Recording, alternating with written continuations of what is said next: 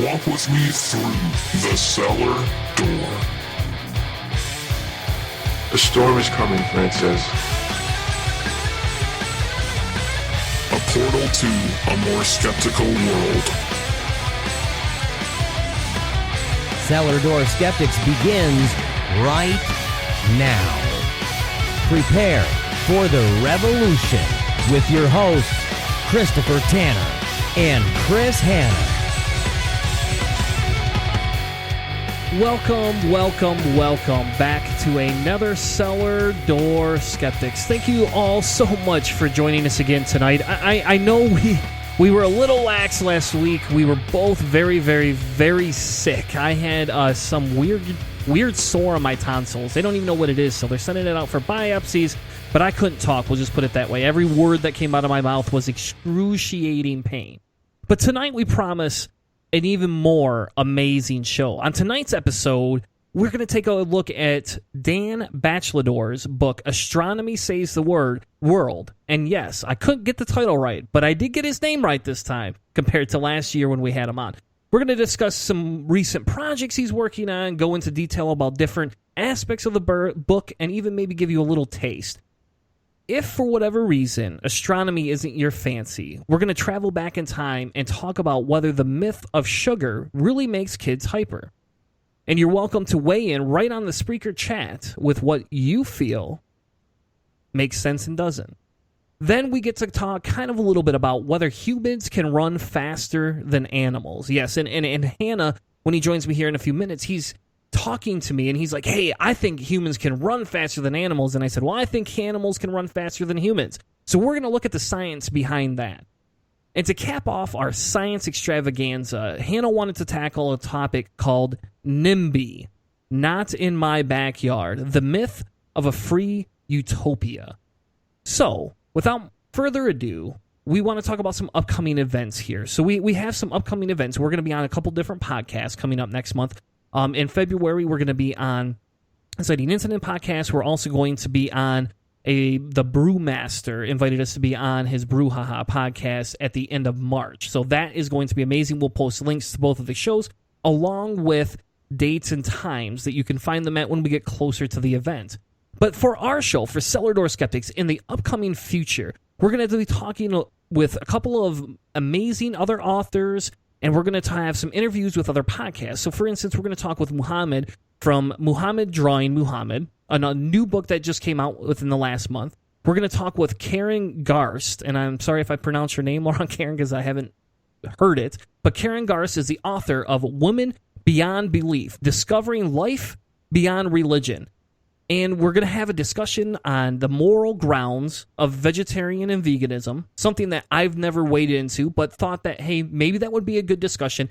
Is there a moral grounding, and how do some of the vegans and vegetarians determine whether and what they want to eat and why they don't eat animals anymore? We're going to have an interview with David Teachout from his new podcast, Humanity Values. He is a psychologist. He's been on the show before. He used to host a show with Chris Hanna. Great all-around guy. Towards the end of the month, we're going to interview Glenn Tisbergy from Rational Politics Project, and we have an interview from Chris Watson over at the Podunk Polymath podcast.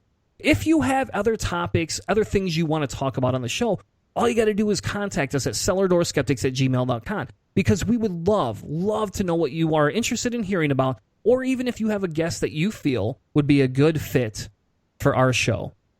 One of the best ways to support our show here, and we don't want to burden the show with a lot of commercials, but one of the big things to do, and it's free, right? We talk about going to Patreon, we talk about, subscribing, but one of the best things to do outside of subscribing is go throw a rating on iTunes.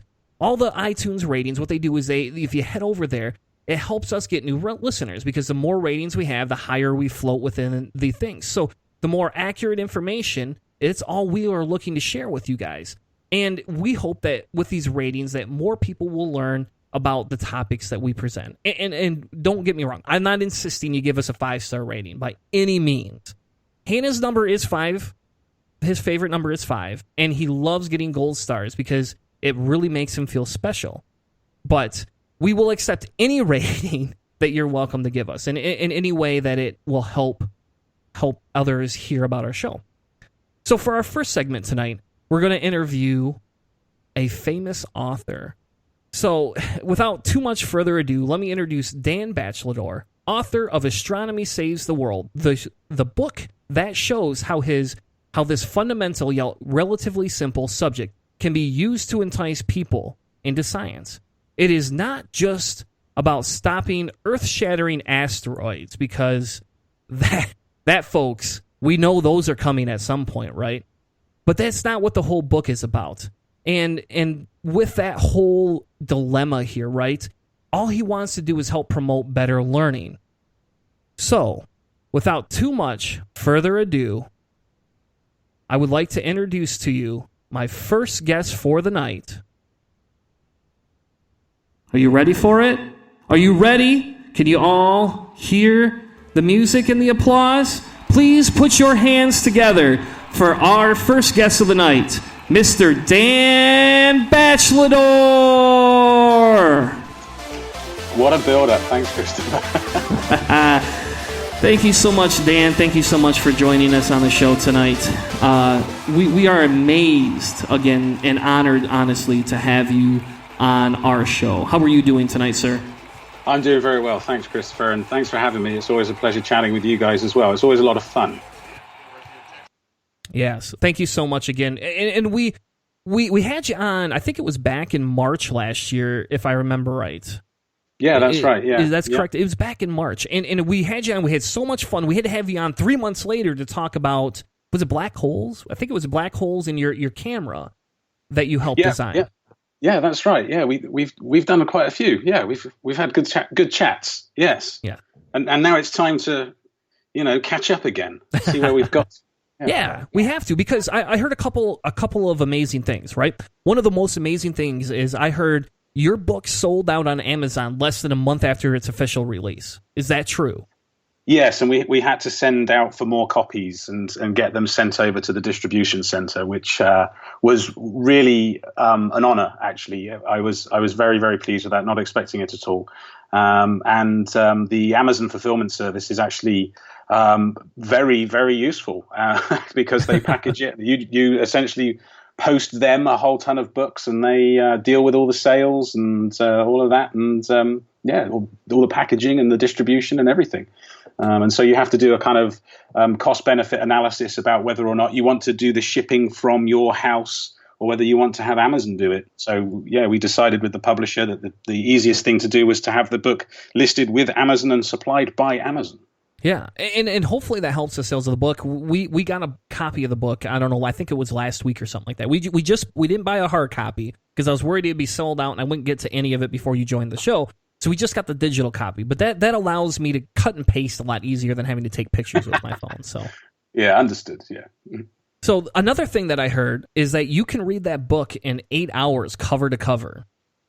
I did. I timed it just before sending the last proof off to the printer, the final, this is what you're going to print. I did do a timed reading of it. And the other reason I wanted to do that was for judging how much resources would be needed for the audiobook that we're currently lining up to be produced.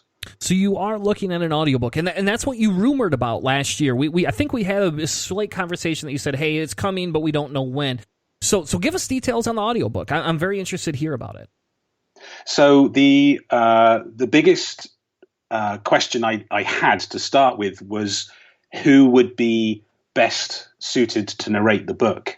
And after some back and forths, some really good advice from members of the community, it turned out that having an English accent is something that some people like to hear. But also I don't know why. But it must be. I think it's a Star Wars thing, right? Everyone's used to hearing it. Star Wars, Star Trek. It's that illusion, right? It's that allure, right? It's an allure to something different. Now, if you live in Great Britain, I'm sure they probably sit there and go, "Well, we don't want to hear that guy. We want to hear, we want to hear a German or we want to hear a French guy." Yeah, in England it's the Italian accent, I think, that people have the most allure with. But the other thing that that came up was the book itself is written in a kind of in a narrative style. It's supposed to be readable by anyone without any mathematical or physics background, and so the narrative style means that as it's being read, there are particular inflections in the narrative that might not necessarily translate if a narrator was reading it for the first or second time. So I would have actually had to end up spending a lot of time instructing the nuance and the inflections in the wording itself. And so it just turns out that it's just the better idea is for me to go and do that myself if I had access to the studio that and all of that equipment that is necessary. And I've managed to secure that and find a very good deal on getting some studio time. So once I've been through the book again and actually slightly modified it so that it's going to translate from the page into the spoken word, because there are references to figures that are in the book. There are some equations. There are some long numbers that aren't necessarily easy to read out. Once we've gone through and done a little translation, then I'll start recording, hopefully in February. And that's awesome. So how long does it take to record an audiobook? I don't even know. Yeah, neither do I. I've never done it before, so I'm going to find out for myself. I would like to say it would take 8 hours, but I suspect it's going to take me several weeks, just doing it bit by bit by bit. But then, then you've got all of the editing to do, and then you've got to produce it, and then you've got to, I don't know what else you've got to do with it. Hopefully I can work with the publisher we're using, Spacewalk Publishing, to go through the digital aspects of producing the audiobook, and then distribution. Well, we look very forward to hearing your voice again. I could say that I'm pretty sure that most people probably wouldn't want to hear me read a book that I wrote. They'd probably rather hear it from you or maybe Seth Andrews, because he has the caramel voice, and I'm not that guy. But right, yeah. In all fairness, we are looking forward to it. And the content of your book is amazing. And we'll get to the content in a minute here. But it's funny because you wrote a book, and a lot of times when you see these things, we know people are publishing different types of books, publishing papers, especially when you reach your education level and your experience level. But this almost seems kind of like a moonlighting thing to you. I mean, you're the head of the Department of Physics and Space Science at the Florida Institute of Technology. You are professor there, if I'm correct. I think that's this year. You just became a professor there. So, and then on top of that, you tell us a little bit about some of the other duties or other things you do outside of just teaching and outside of writing books. Yeah, so the job I have is actually the chief academic officer of one of the largest physics and astronomy programs in the United States. And so most of the time I'm not teaching, actually. I only teach for maybe a couple of hours a week. But a lot of it is actually dealing with the day-to-day running of a department where you have logistical issues that come up to do with getting students to take the right classes in the right order at the right time, providing academic advice for the benefit of getting students through a challenging degree program. And because we're an institute of technology, one of the heaviest aspects of that university is the College of Engineering. So in the physics department, we have the responsibility of teaching all of the engineers the physics they need. And so it's thousands of students that we're dealing with every semester. And then on top of that is all of the research. And so just because I have the responsibility of looking after the administrative side of the department does not mean that I suddenly have no responsibility towards carrying on the research that I do, because actually research and teaching go hand in hand. Research itself is an exercise in experiential learning. And so we have to couple together the research that we're doing with the classes that we teach. And so for me to not do research would not lend, well, first of all, I love doing research because this is why I got into the field in the first place. But the research that we're doing is tied directly into the learning of the students. And it just so happens that the types of research that I've been privileged enough to be able to be involved in is the kind of cool, obviously I think it's cool, otherwise I wouldn't be doing it. So I'm still carrying on with the black hole stuff, but now and still carrying on with the special camera that's going to the space station next month. and then taking another version of that camera over to the Canary Islands in March to do some more observations. But also, we're doing a lot of research now to do with Mars and overcoming the physics, both in terms of getting there and living there and surviving there, of getting to Mars and establishing a permanent sustainable colony on the surface of Mars. There's some very fundamental research that needs to be done in that. And so when you think about black holes, cameras in space, going to Mars, planets around other stars, this is the research that I'm doing. And it's just, if you ask a 17-year-old, what do you think's cool in astronomy? They'll say black holes, planets around the stars, and Mars. It's great. and that's true. And it's funny because in your book, you write about the Mars problem. I mean, you even get to talk about it. So it's not like you just get to do what you love. You got to write about it too and tell others about it. Yeah. So I wouldn't have been able to write the book without having the profession I have. There's no doubt about that. But I made sure that I didn't let the writing of the book interfere with the profession I have. So the book itself took a very long time to do because I was only working on a couple of hours a night over the course of 2.5, 3 years. And it's not a particularly long book. There are certainly books out there that deal with not necessarily exactly the same issues, but pose similar types of questions. Just come from a different point of view that are 500-600 pages long, and I have to wonder how these books can be packed out to be so big. I mean, I got to 250 pages. I was like, I don't think I actually want to put people through more pages. I want to get to the point. We need to get to the point. So you're not like Stephen Hawking. You're not like, I could just write another 7 books and stick them all in one. Well, Stephen Hawking has, particularly with his Brief History of Time and his black holes and other essays, they're very punchy. I think Stephen Hawking is a scientist that very much gets to the point quite quickly. But you can see other authors do like to run on, and in some cases they have to do that in order to be thorough. But then again, there are methods that we can find to be punchy and be direct and get straight to the point and not allow for unnecessary details to start to dilute the message that the author's trying to make. And the message in my case is astronomy is one of those sciences that I've never come across anyone that says they hate astronomy. That's true. You ask a 12-year-old, they want to know more, and we should cultivate that and use that in the K through 12 education system in order to get a much better set of experiences for these young kids before they become adults. Yeah, and that's true. So before we get too far into the interview here, and I see you're drinking scotch there, so we always have to give a shout out to the scotch, because I think every time you've been on, we've had a bottle of scotch that you've been drinking. And I don't know what it was last couple times, but I know we were both drinking scotch. It's always Johnny Walker. Yeah. Oh, okay. Well, so yours is easy. You always have Johnny Walkers, too. Yeah. I'm cheap. I have to vary my scotch, because I have to go with whatever the paycheck provides, and, depending on what the kids decide they're going to take from me this week, because I have teenagers now, and my teenagers seem to absorb quite a bit of money compared to what I thought they would.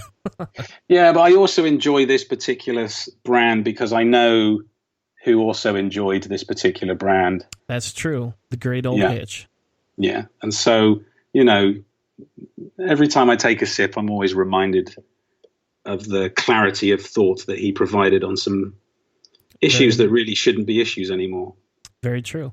So how about this? Let's have tell everybody real quick, because I know that we have a lot of new listeners since you were on last time, and so tell everybody really quick a little bit about the book and what the book, what your goal was to accomplish in the book.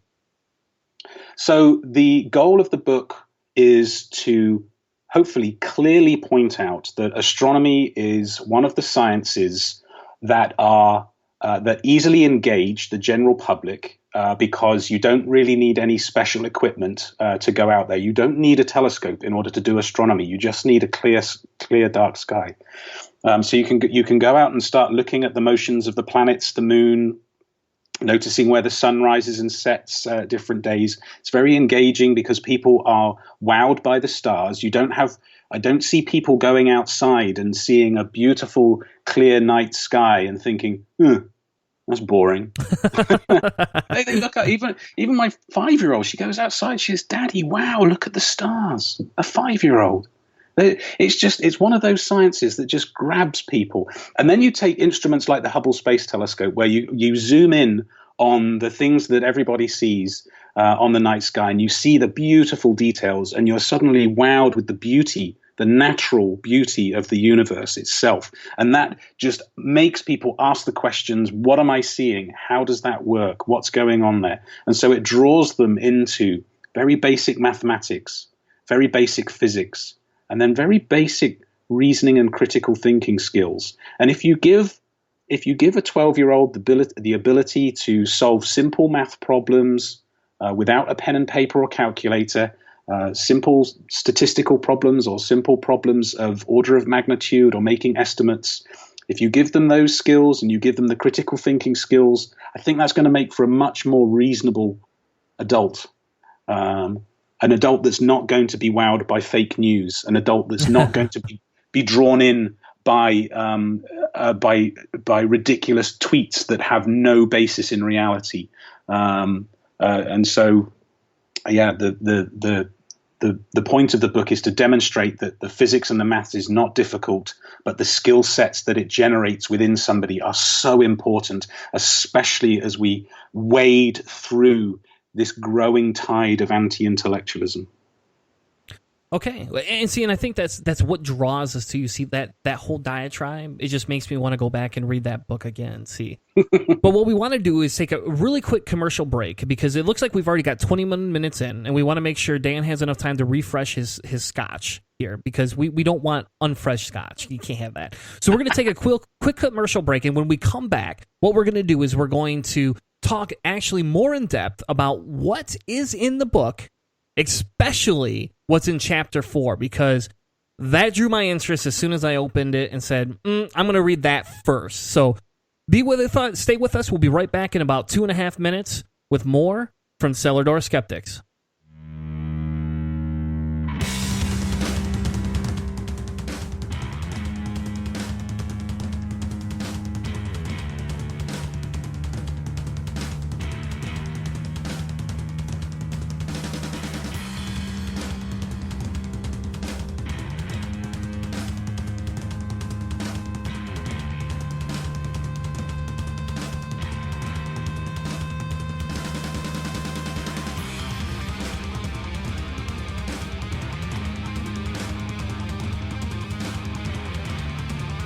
This is Heretic Woman, part of the panel of Holy Crap, the Vlogcast, and you're listening to Cellar Door Skeptics.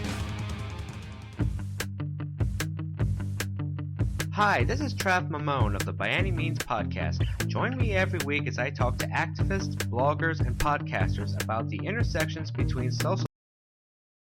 Go to www.byanymeans.com, that's by spelled B-I, to listen to the podcast and read my blog. Besides, aren't we all a little bi-curious?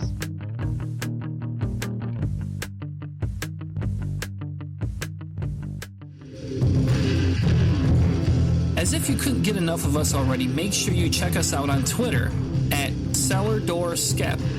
Follow us, share our tweets, and hell, tweet at us any questions you have using Cellar Door Skeptics hashtag. Remember, follow us on Twitter for all our recent shows. Now, back to the show. This is C-Web from ParanormalSkepticAcademy.com, and you're listening to Cellar Door Skeptics.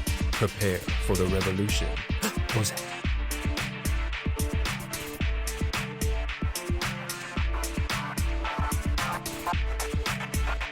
Now, back to the show. Welcome back. Thank you so much for sticking around for that quick commercial break. We had to take a break because he's messaging me in the background. He's going, oh no, I'm out of scotch. And we just had to take a quick commercial break so that he could get some more scotch. Just kidding. If you are just tuning in, we have a special guest tonight, a guest that's been on our show a couple of times now. Somebody that we very, very much admire, Mr. Dan Batcheldor. And what we were talking about is a little bit about his background. We were talking about some of the stuff he's been working on, and then we gave a quick intro to the book.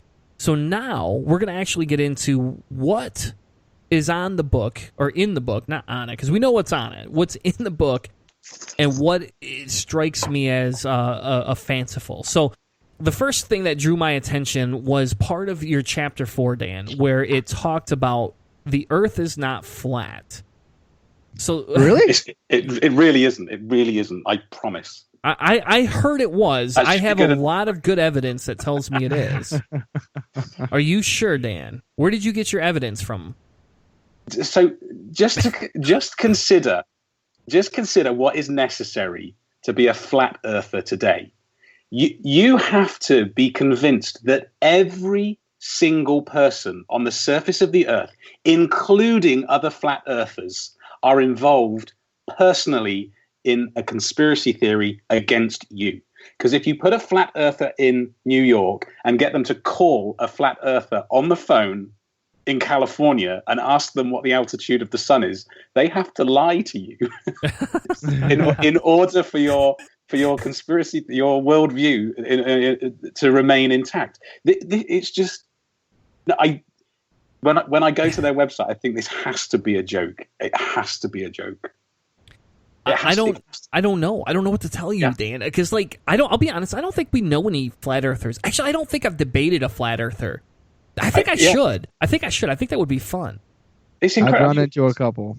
They're pretty bad. The basic description that they have is they say that there really is an edge and a rim, and they have all these really, really interesting methods that basically violate any form of Occam's razor as far as making it incredibly complicated, much more complicated than necessary, just to explain simple things like why the mast of a ship appears on the horizon before the rest of the ship does. Yeah, I don't get it. Where do all of these vehicles go? It's not just ships. Where does all of the trillions of dollars of space equipment go when we put it into orbit? You can't orbit flat. You can't orbit flat, right? So the entire space program of not just the United States, but Russia, China, India, the European Space Agency is all rubbish. It's all just a big hoax. And so this is to be a flat earther is to be an abject, head in the sand, unbelievably ignorant person. Well, and then the type of comeback they have is, well, you're just not open-minded or something. I'm not open-minded. Oh, okay. Yeah, that's the problem. Well, and it's funny. In your book, you actually reference a mathematician from, I don't know, what was it, 276 BC or something like that, that helped explain it. And if they could believe it back then, when they still believed the biblical God was a not nice person, and Jesus hadn't even come yet, how over 2,000 years later do people still even find this of relevance, I guess? Yeah, so the guy's name is Eratosthenes, and yes, I did practice saying that. Good, because I did not. I practiced the name of that comet as well, Churyumov-Gerasimenko. That's the comet that the Europeans landed their Philae lander on recently. But yeah, So Eratosthenes, really clever guy. I mean, he noticed one summer solstice that there was a well in what is now Aswan in Egypt, fairly close to the equator. The sun was in the right position to actually shine light all the way down to the bottom of the well, which meant the sun was directly overhead of that well. So wait for a year. He traveled north about 800 kilometers to Alexandria. Noticed that on the very same day, a year later, sun's at the same position in the sky, but because he's moved around the surface of the Earth, there's actually a shadow cast. And so the angle of that shadow corresponds to the inner angle at the center of the Earth. And so you can use simple mathematics, relationships of circles, to actually determine the size of the Earth and the circumference of the Earth. Yeah, and Eratosthenes did this over 2,000 years ago. That the human race have had the evidence about the shape and size of the Earth for over 2,000 years. It's the same thing with the distance to the moon. We've known about the distance of the moon to the moon for thousands of years. Thousands of years. The sun was more difficult. The sun was much more difficult. We've known about that for a couple of hundred years. Just to put that scale into some time reference, how difficult it was actually establishing the scale of our solar system rather than the scale of the Earth-Moon system. Yeah, but it doesn't require much. I mean, Eratosthenes didn't have calculus.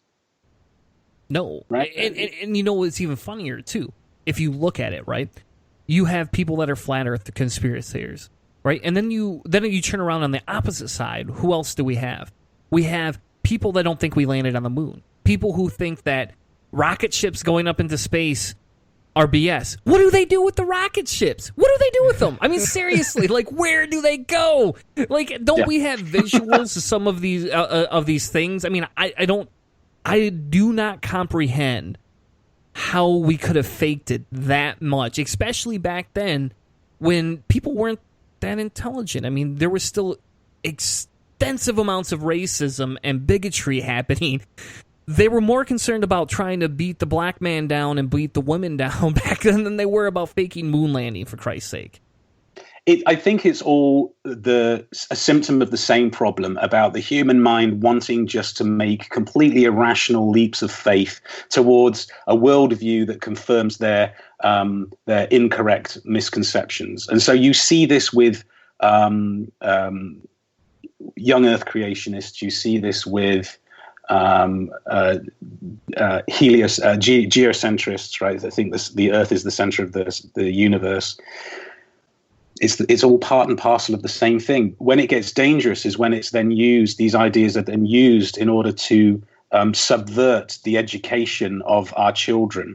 And so you end up having people coming out of the education system still believing stupid stuff. That's not healthy for a society. That's not healthy for a society.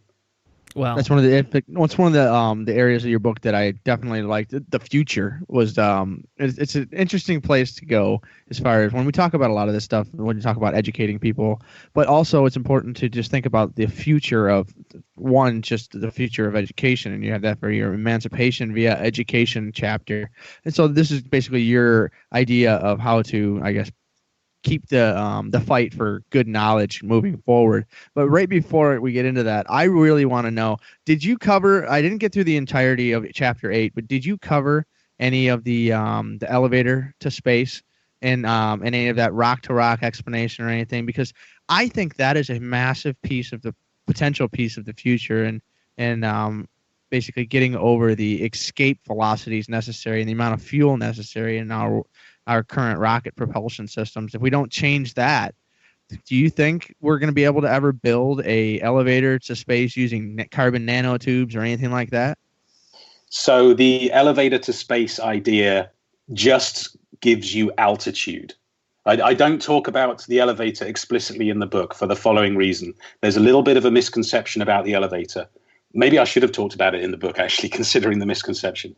Altitude does not put you in orbit until you get to the geostationary altitude, which is around about 100,000 kilometers or something like that. The geostationary altitude is a long way above the surface of the Earth. That's where your orbital velocity matches the rotational period of the Earth. That's where the satellites are for telecommunications. That's why all the satellite dishes on the surface of the Earth for picking up TV signals don't have to track a satellite, right? They're all stationary. They all point in the same direction. And you can actually use the pointing of satellite dishes on the Earth to determine where you are on the surface of the Earth, your latitude, right?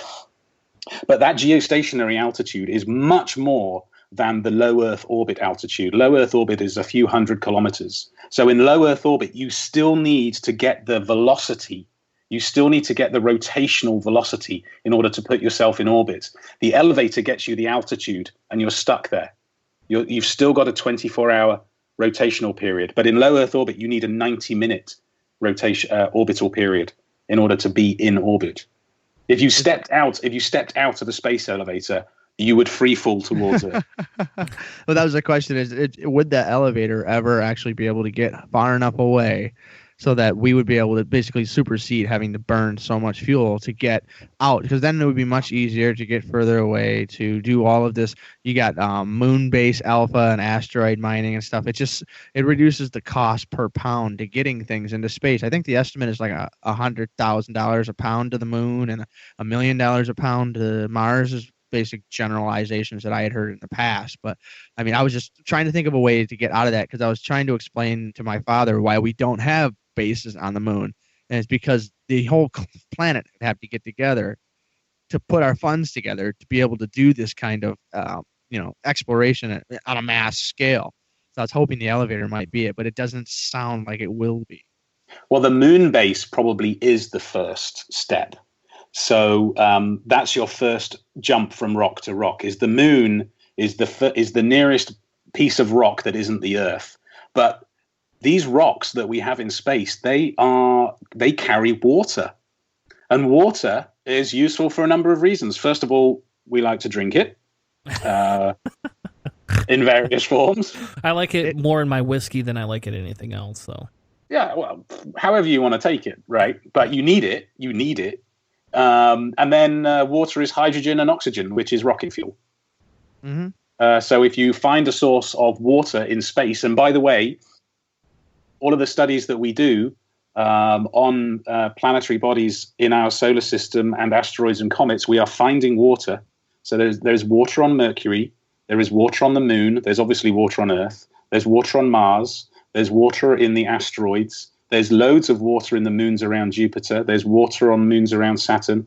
There's water out there. So the thing to do is to get to the moon, establish a base on the moon that processes the materials that are found on the moon in order to create rocket fuel. Now, why do you create rocket fuel on the moon? You've still got to launch it from the moon. Well, the moon is way easier to launch from than the Earth for two reasons. There's much less gravity. The moon is not as massive as the Earth by a long shot. It's 1/6 the mass of the Earth. And there's no atmosphere on the moon. So you don't have to make a pointy rocket. You can launch a Borg cube from the surface of the moon and there will be no drag. You can launch just a brick from the moon. You don't have to go to all of the trouble of punching the vehicle through the atmosphere of the moon. And so it is a lot easier, which makes it a lot cheaper to launch material from the surface of the moon. So there are companies out there, commercial companies, that are looking into the trade space between launching fuel from the surface of the Earth and launching fuel that has been processed on the surface of the moon. And it all comes down to how much water is on the moon. And so the place that we find water on the moon in abundance is most likely at the poles of the moon, where there are permanently shadowed craters in which water has gathered in these very cold regions on the surface of the moon. And so there's actually a proposed mission by NASA that's being built up the road from me at the Kennedy Space Center called the Lunar Resource Prospector. And that mission is very far along in the design phase, but that's a mission to land at the pole of the moon, the south pole of the moon, drive close into one of these permanently shadowed regions, drill a hole, see if there's water. It'll be water ice. So they'll drill a hole, it would come up the drill bit, it would be processed in a little chemistry lab that they'll have on board. And I think within 5 or 6 years, we'll actually be able to see water that has been processed from a mission on the moon. And that'll be the first step. That'll be the first step, because they'll get the data that says we take moon, we put it in machine, out comes water. What is the ratio to moon in, water out? That's what we need to know to see how profitable it's going to be for a company to establish a processing facility on the moon. So that's the first step. But the moon is like going, if you're sitting on the shore of on the Atlantic, and there's an island, and you see an island just say a couple of 100 meters away, maybe an island you can even wade to. The difference between going from the moon to Mars is Mars would be a different continent. You're going over the horizon compared to traveling to that little island that's close by. So there's a reason we haven't been to Mars yet. It's really difficult, really, really difficult. But we're working on it. There's water on Mars. So once we get there, we should be able to use the water on Mars. So you're saying that movie that my son just absolutely loves, The Martian, is that's not even a reality right now? The Martian is one of those movies where it's plausible. It's plausible. It depends how much money you want to spend. I can tell you what you can't do. So first of all, the storm at the beginning of The Martian. Spoilers. Yeah. Spoiler. We'll put a CN alert on this one. Okay, all right. So at the beginning, there is an atmospheric event that is, if not incredibly rare, impossible on the surface of the planet. All right. And then there is also an event later in the movie where the main character uses human waste to make potatoes in order to provide a nutrient supplement to the surface dirt on Mars in order to grow potatoes.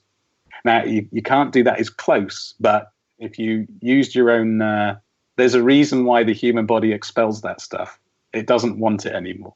Yeah. So you don't want to use that for a nutrient supplement. You want to take a nutrient supplement with you. And that's actually part of the research that we're doing right now. I've got some students working on that. They're figuring out how much nutrient supplement you need to take so that when you get to the surface of Mars, you can do what Mark Watney did in that book. Use the surface material there to grow food in the surface material, given the water that you had processed on the surface of Mars and a nutrient supplement that you would add into that Martian dirt, which we call regolith. Regolith, that's the technical term. That is awesome. One of my favorite books of all time is The Moon is a Harsh Mistress, and it's a Robert Heinlein book. And I highly recommend it. It's basically a moon revolt. People live on the moon, and for years and years and years and years. And there's some people that are even born on the moon. And this would even go into Mars as well, as when you're talking about terraforming and stuff like that. Some of the cool things about this is long-term life outside of Earth and outside of our gravitational effects that we have here, the 1/6 gravity on the moon versus Earth. And then I think Mars is a quarter of... Yeah, it's about 30%. Yeah. Yeah.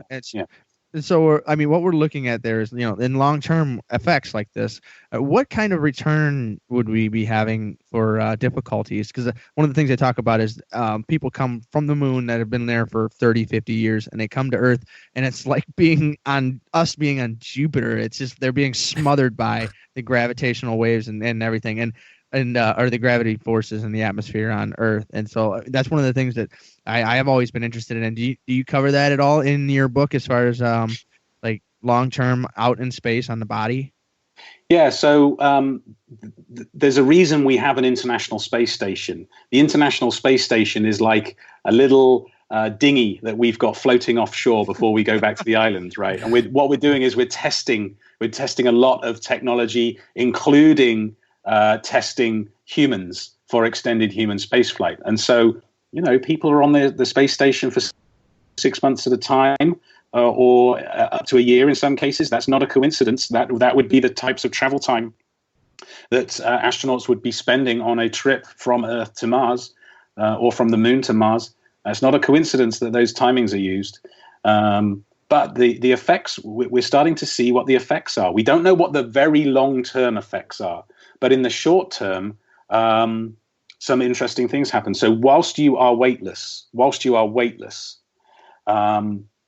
fluids in your body all redistribute themselves evenly. When we're sitting down right now, the fluids in our body, the blood in our body is actually being pulled down. So there's actually less blood in our heads compared to our legs, right? So when you're on orbit, that all evens itself out. So your fluids redistribute. There's fluids in your eyes and in your ears as well. And so there's a changing in the shape of the eyeball.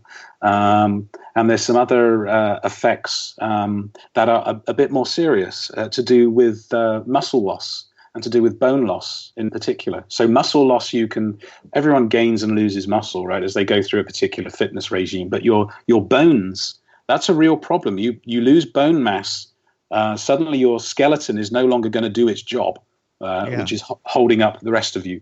So that's a real problem. But once you get back into a gravity well, it's not really well known whether 1/6 G is going to be enough to overcome those problems. But what we can do is, because there is an effect, a gravitational effect on the human body, is you could load up the human body essentially in a weight suit so that it's still pulling it's still having to use the effective force that it would be using on the surface of the Earth. So the fitness regime on the moon could simply be to wear a concrete suit around, so that your body is still doing the same amount of work that it would do on the surface of the Earth. So as long as there's some significant gravity, like the moon or Mars, it probably won't be too much of a problem, the effect of a different gravity environment. It's the weightlessness where the problems are, not necessarily the surface gravity on Mars itself. So there's another. Well, I just want to say one quick thing. Is one of the side effects that they found recently is visual impairment, intracranial pressure syndrome. It's basically astronauts in space for a certain period of time, they start to have visual impairments, and they basically get blurry vision. It's a pretty big deal, and they're trying to find a cure for it. I read about it not too long ago, and I just pulled up a quick link, and this is something that's really cool. That is, like you said, the International Space Station is doing really, really great things, and we should continue funding space instead of probably building bombs with that money in the next couple of months here. Yes, what we're going to be. Yeah, it'll be interesting to see how the space program evolves over the coming months. I've got no idea. I've got no idea. The only place I think that they were really going to do it is if they try to weaponize the space program and weaponize space, even though it's considered international, space and water. But I seriously think that if any money gets seriously invested into space program through NASA or whatever, it's going to be because they're trying to weaponize it. Well, I don't know. If you can convince a businessman that he can make money, he may invest in it, regardless of whether it's a weaponizable technology or not. If it's simply a case of supplying a demand, water, fuel into low Earth orbit, and there can be money made, or mining an asteroid for precious metals, you pitch that to a businessman, probably a better businessman that's going to be in charge, mind you, then you may generate a lot of interest there, and there are people that are interested in doing this. Yeah, and as we close the segment out, you talk about chapter 9 is called intellectual. Well, it's not called intellectual armor, but you have a spot in there called intellectual armor, and you talk about the helplessness that it's experienced by people and the opportunity to receive basic education. And so tell everyone a little bit about what you feel would be the best input into the education system, because we all know there's an individual coming up that officially was nominated as of tonight into the cabinet. Woof. I don't even want to say her name. Anyway, and she's going to have a profound effect, because what I feel, the way your book is written and a lot of what you're going over and how you're doing it is this isn't meant for somebody at your level, so a PhD. This is meant to inspire people. This is meant to get people out of their seats, to get people ready, hungry, And if somebody like me or Chris Hanna gets hungry, right, we're going to go out and try and change things in the political system locally, right? Because we want local schools, we want local reforms, we want Michigan education to pick some of this type of stuff up. Some of me thinks this would be a great educational book for a literature class that will help merge the bind between what a narrative is and put a little bit of educational value and science into it, so that they're not just reading about Tom Sawyer. Now they're going to read about something that's relevant to today's society. So you end your book basically this way. So tell everybody a little bit about how that fits within, the dichotomy of what's going to happen over the next, hopefully only 4 years, but at least it could be up to 8.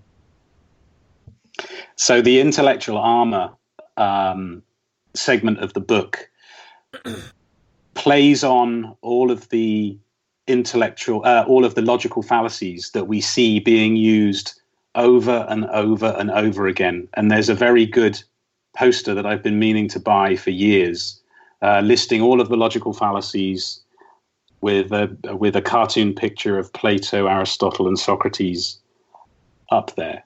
But there are hundreds of logical fallacies, and it's quite difficult for the everyday person to know all of the logical fallacies and spot when they've been applied and know what the defense against those logical fallacies are. So I try to condense the logical fallacies into something that's a lot more straightforward to remember. And so I condense them down into lies, threats, and personal insults. Because if you spot when somebody is threatening you because of something that you've said, then that person probably doesn't have a very strong argument, because they wouldn't need to resort to threats in order to make their point. If that person is insulting you or is personally insulting you, then they're also committing a logical fallacy. And you will sense when you've been insulted, because everybody knows when they've been insulted, right? The problem with insults is that they can be flipped around, right? And you can get people saying that they're insulted about some ridiculous thing, like the drawing of whatever you want to draw. I can draw something that would offend anybody, right? Or insult people. So you have to be careful with insults. But if you're in the course of a conversation and you feel like you've been insulted, or somebody has knowingly insulted you, then you know that the argument that they're making is very likely a weak argument or completely undermined. The really big problem comes with the lies, when people are either unknowingly or purposefully lying to you about something. How do you know? So there are some very fundamental facts about our universe about which we do not explicitly teach K through 12 students. And they are evidence for it shouldn't even be taught this way, right? It shouldn't be why the Earth isn't flat. It should just be the Earth is this shape, right? The evidence, and it shouldn't be the Earth is not 6,000 years old. It should just be the Earth is really old, 4.54 billion years old. This is the evidence, right? We shouldn't have to be in this defensive position, but we are in this defensive position. So how can we have the best defense? And of course, the best defense is the cliche, is to go on the offensive. And so the thing to do would be to push for a curriculum in the K through 12 levels that gives students the intellectual armor to spot that flat earthers are hucksters. They're just plain wrong. To spot that creationists are wrong. To spot that chemtrails, people that believe in chemtrails, it's water. It's water in the sky. It's a cloud, you idiot. Come on. What else have we got? Just to know that grown-ups are not an authority on knowledge. And you're saying that the moon isn't a spaceship made out of steel that's hollow and that aliens put there specifically to keep track of us? It is not. No, we have the evidence. Yeah. This is going to be a great thing. The only reason I wanted to interrupt you on that is because specifically we have been trying to do that for quite a long time, and there is such a don't insult me, teach the controversy mentality that gets pushed in there, and it's basically people can't separate their emotions and their religions from their education and basically facts, things that are not questionable. And I don't really know if there's ever going to be a way to do that before we start dealing with the problems that we have, like the fallacies and stuff that you might. I love to see what would happen if we had people who are experts running the education system and stuff like that, because we got someone that's going to be coming in now that has never actually worked in the education system, and she funded some of the people who were on the board that were trying to determine whether or not she should be a proper candidate. So we have all these different layers and problems that we're dealing with on top of shaping the education system, like what you say. So if anybody is interested in this, take a look at the book. This is going to be a great source of really, really solid information. But also, this could be a good stepping stone for you to learn more things. If you have questions, feel free to message us on Facebook and on Twitter, and and ask questions about this, and we can ask Dan if we can't answer it ourselves. Because the whole segment, and the reason we love having him on is because this is a great dialogue to help bring people more information.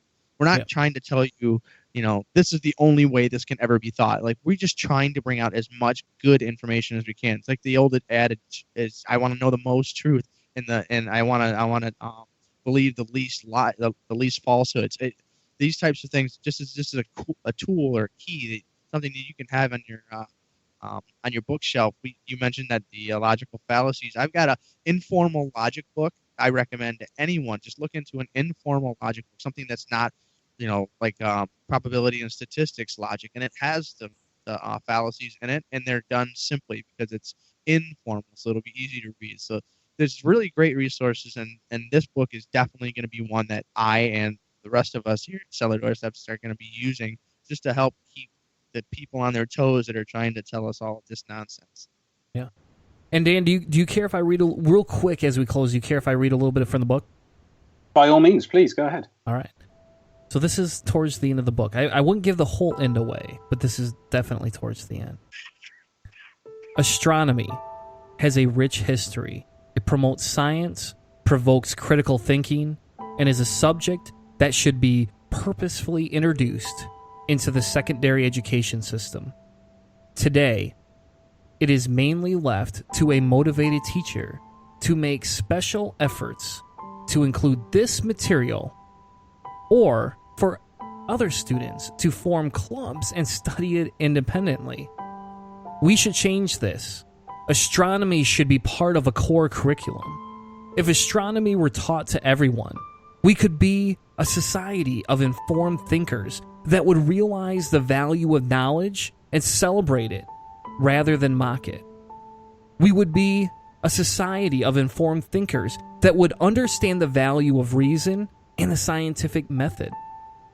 We could be a society of informed thinkers that would reject illogical, unreasonable, and entirely speculative worldviews propagated by zealots. We could be a society of informed thinkers, comprehensively emancipated from individual dishonesty because of a thorough, free, and secular education. We would be able to articulate our evidence-based knowledge against unreasonable arguments and defend ourselves against unsubstantiated proclamations. We can define our own reasons for being here. We can define our own moral standards. And we can define our own set of simple questions for establishing whether someone shares these values. Are human rights universal? Are evidence and reason more important than faith? Should people be prepared to change their minds? And I'm here to tell you, yes. Yes. Yes. Thank you so much, Dan. Thank you so much for joining us tonight. Tell everybody real quick where they can get your book, where they can find out more information about you, and how they can help support you in all your future endeavors. Well, thanks very much. It's been a pleasure chatting with you guys again. As I said at the beginning, it's always a lot of fun. The hardbacks are currently available on Amazon, and so you can just simply type Astronomy Saves the World into the Amazon search function, and then the digital version available for Kindle and the other one, Nook, is available from Spacewalk Publishing. Their website, they've got an itch.io set up there for you to download the digital edition. Well, thank you so much, Dan. Thank you so much for joining us tonight. We have all of Dan's links in the description of our show, so you can't miss it. You can't miss out on this amazing book, and he promises he'll make sure he gets more copies over to the vendor. Thank you for sticking around with Cellar Door Skeptics. We're going to take a quick commercial break so I can refresh my drink this time, and we're going to come back to talk about sugar, and if a child eats cotton candy, will it increase hyperactivity? We'll be right back with more Cellar Door Skeptics.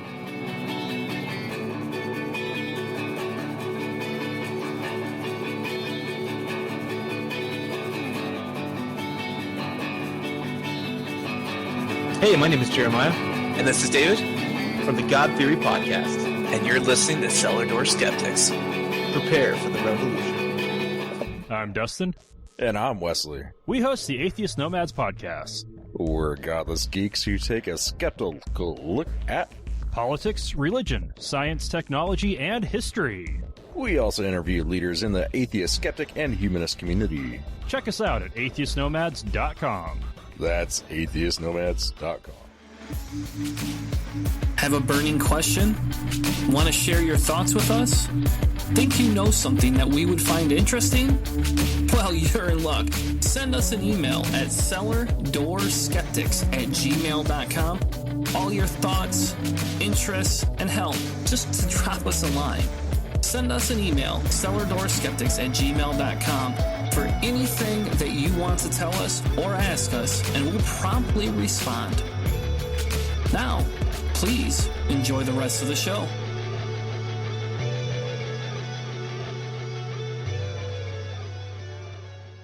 This is Matthew the Apostle from In the Name of God, the podcast, and you are listening to Cellar Door Skeptics.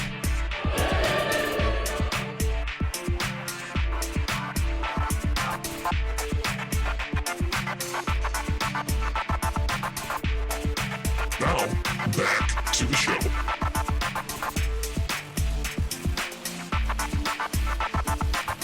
And welcome back to Cellar Door Skeptics. Thank you so much for sticking around through another amazing, and there I said it again for you, Hanna, amazing episode. And you know, the funny thing is Hanna had a little bit of a conflict of interest at the first part of the show, and we didn't hold it up for him. You had a conflict of interest a little bit, you know.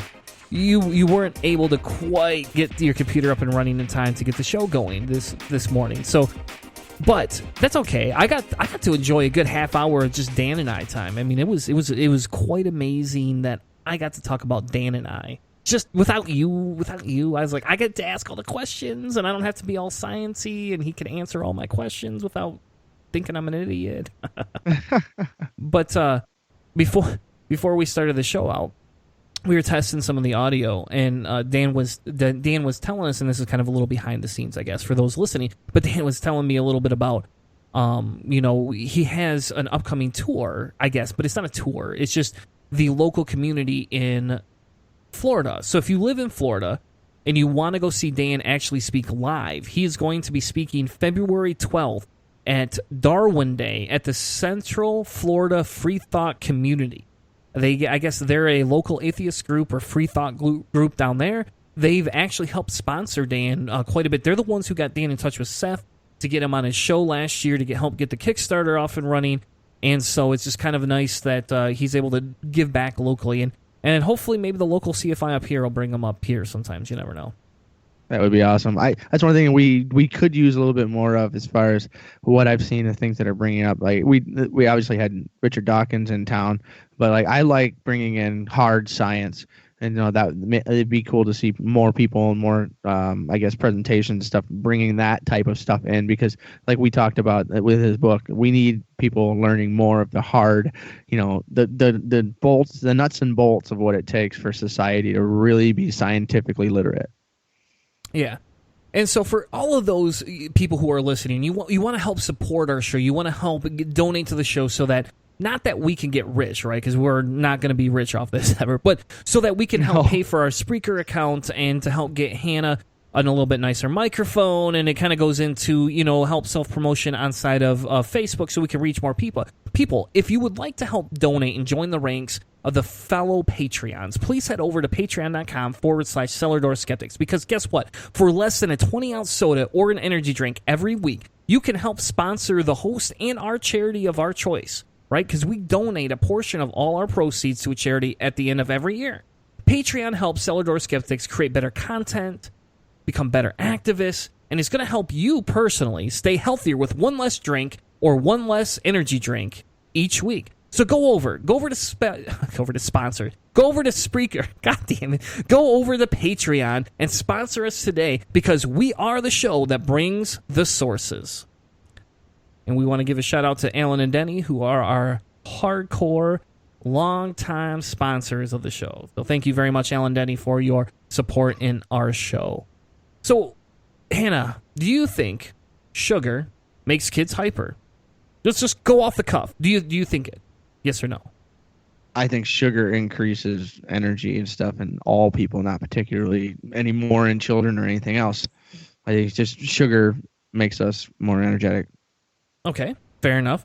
So I found an article on Life Science, and I know some people are not super hardcore on Life Science, but I do think we reference it on the show quite a bit. And I found a second article actually from YaleScientific.org as well, which is a Yale publication, a college publication. And both of them talk about, does sugar make children happy?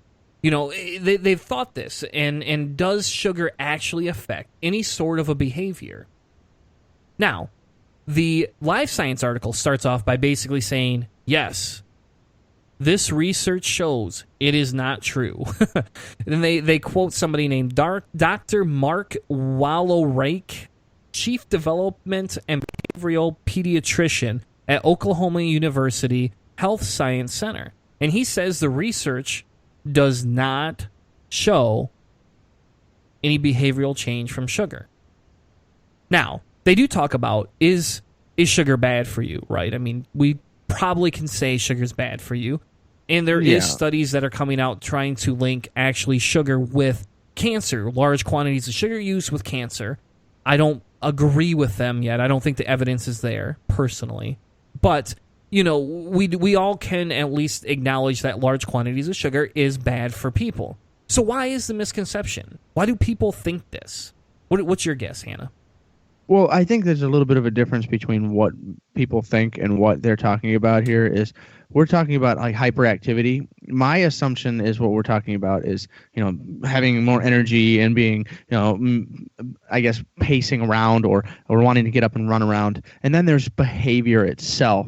So, like, if we're talking, does sugar make you antsy and make you highly, you get a buzz from it, you get a little bit of a perk, then I would say that's pretty much consistent. That isn't something that I would genuinely question, a relative sugar high or something like that. But what I think that they're talking about more specifically in this is actual behavior. So, does sugar make children more difficult as far as behavior, getting them to listen? And I think that's something that's a little bit more of a hazy area.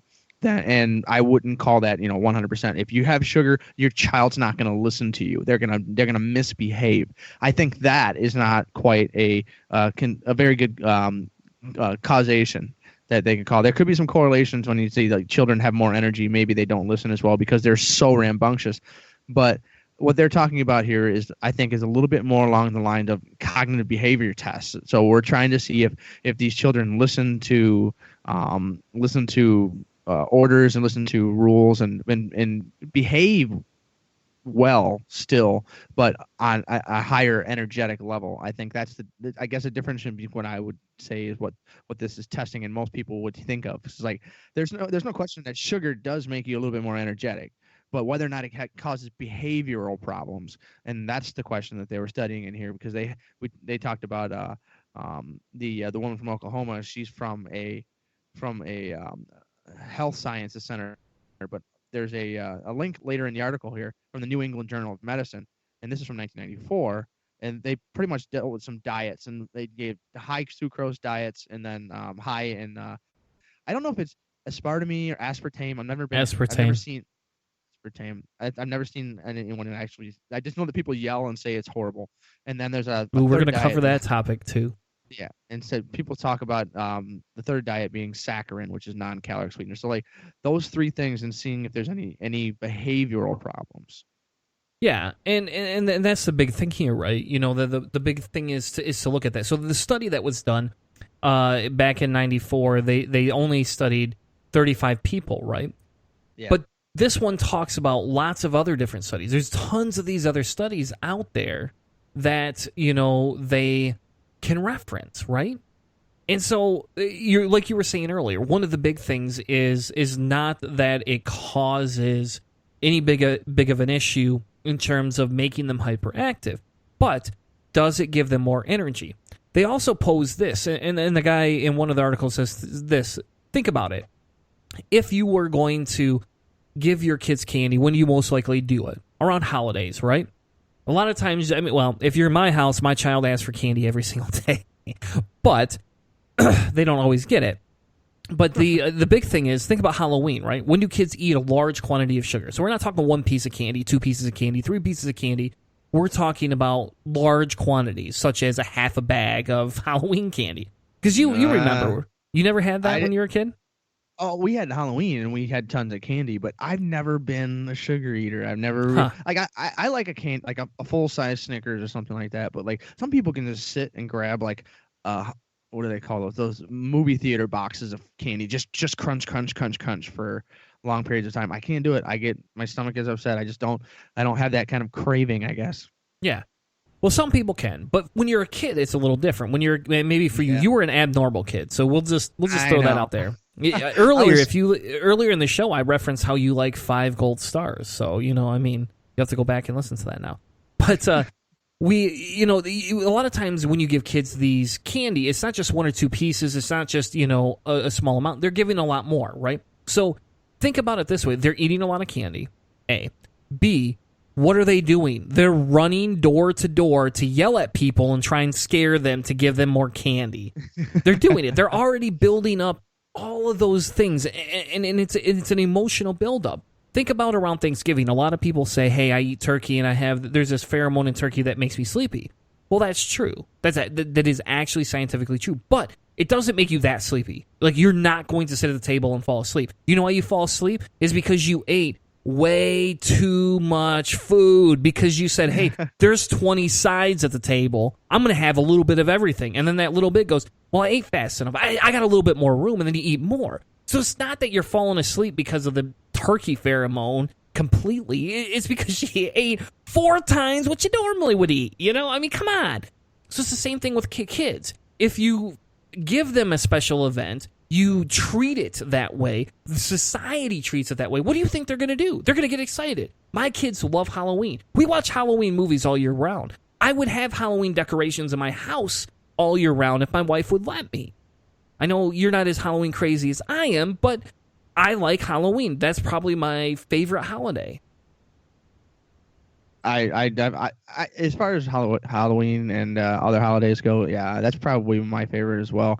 It's just when you were talking about the turkey and making you sleepy and stuff like that, like there are some things that, like melatonin, I've used that before as far as sleeping, and that stuff will knock you out pretty quick. There are people that have L-tryptophan as the chemical in turkey, and you can buy that as a supplement and try it. And I don't know how much of that is going to be placebo and how much of that is going to be just actually doing something as far as the chemical is concerned. And it's been debunked a few times for the tryptophan. So like that one there, I wouldn't say is locked in.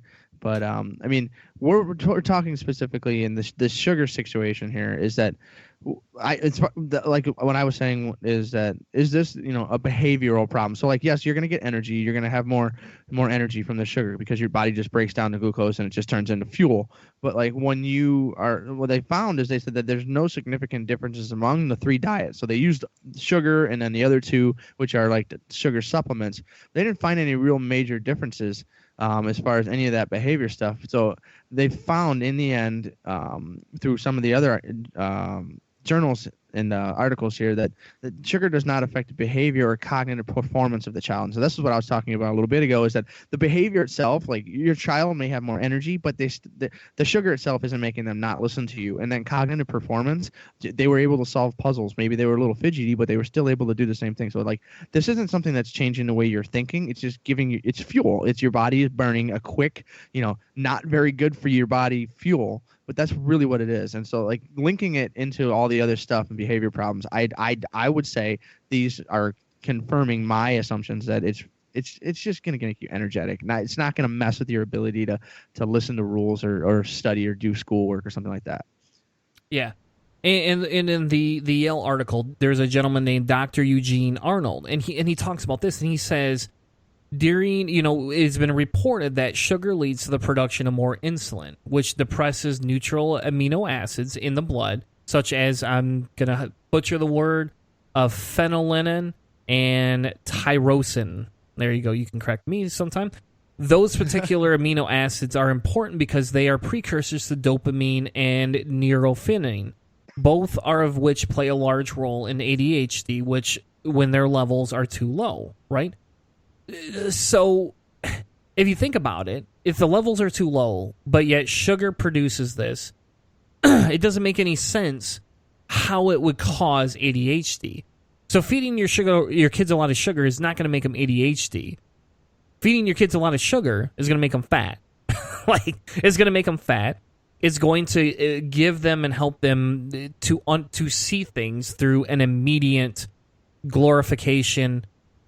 But that doesn't mean they're ADHD. And my son has ADD. I mean, he's medicated for his ADD. And it's evident when he is not on his medication.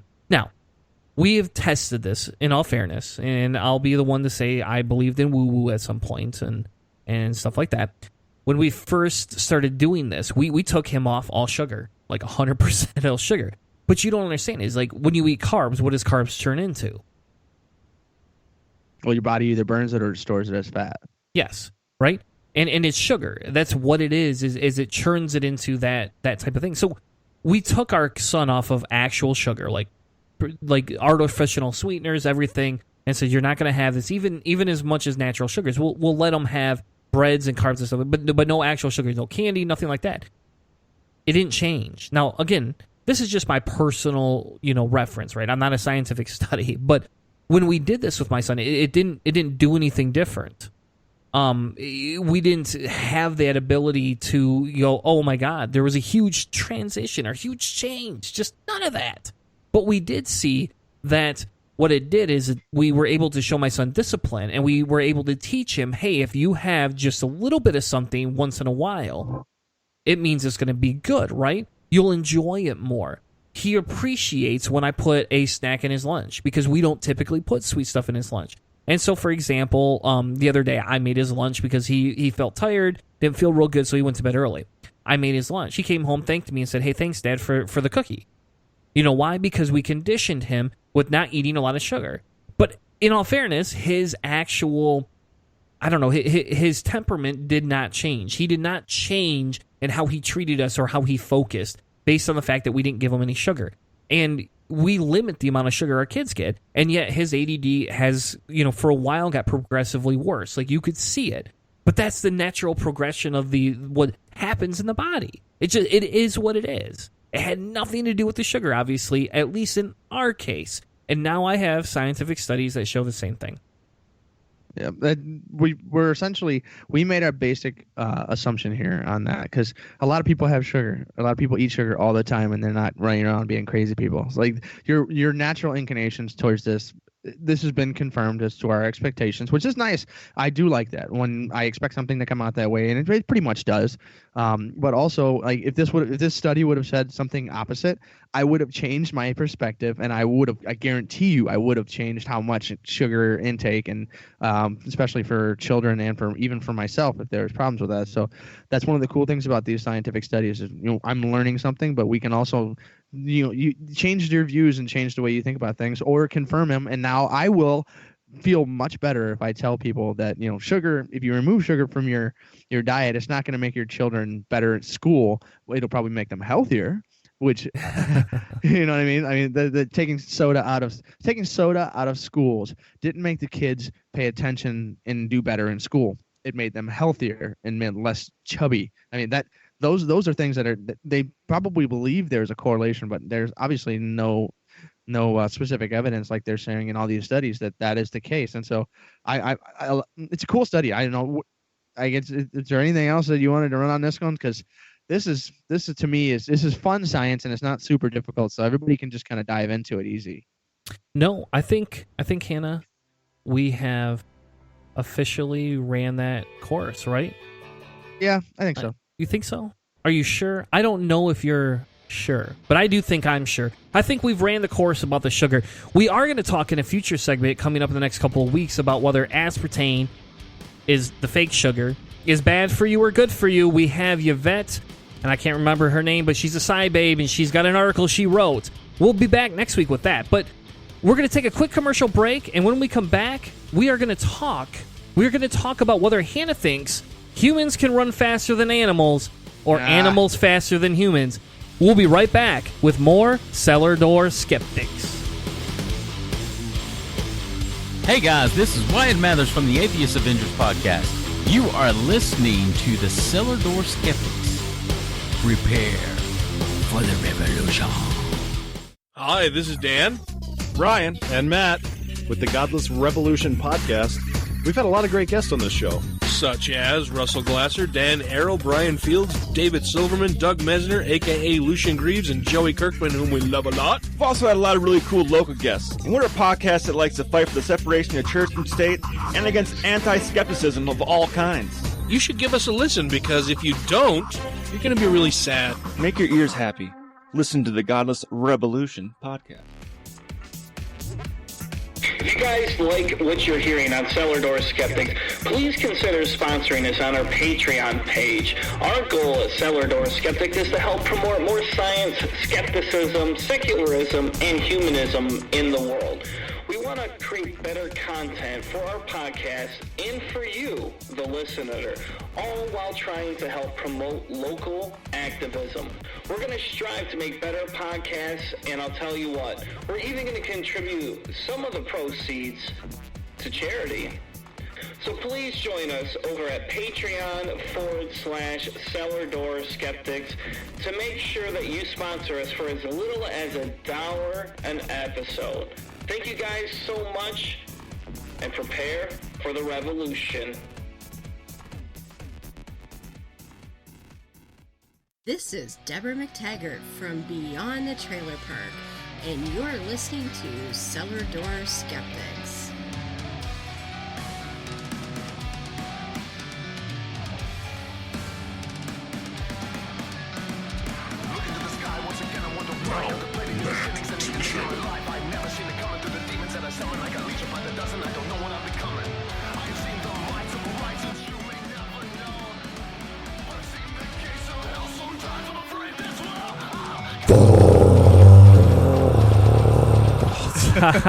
Welcome back to Cellar Door Skeptics. Thank you so much for sticking around through another amazing episode of Cellar Door Skeptics.